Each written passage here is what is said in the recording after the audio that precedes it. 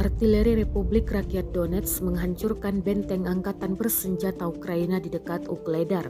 Rekamannya dirilis di Telegram pada Jumat 29 Oktober 2022. Drone pengintai OBTF Kaskad DPR menemukan sebuah truk pick-up dan sekelompok infanteri Ukraina di salah satu pendaratan. Serangan artileri dilakukan pada pasukan Ukraina yang terdeteksi. Dalam keterangan unggahan disebutkan, militer Rusia mengklaim hasil serangan berupa seluruh unit Ukraina di Ukledar hancur total. Tampak kamera drone merekam detik-detik artileri berdatangan. Ledakan terjadi di sejumlah tempat. Dan perang Rusia-Ukraina belum kunjung usai. Ambisi Rusia untuk merebut wilayah Ukraina cukup kuat. Hingga kini ada beberapa kota yang berhasil dikuasai Rusia.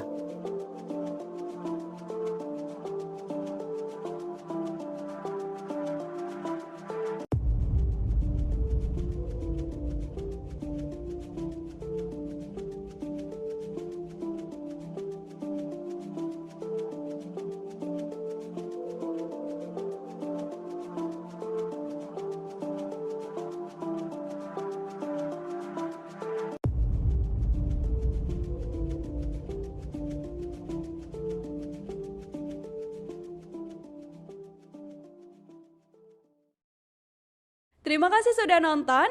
Jangan lupa like, subscribe, dan share ya.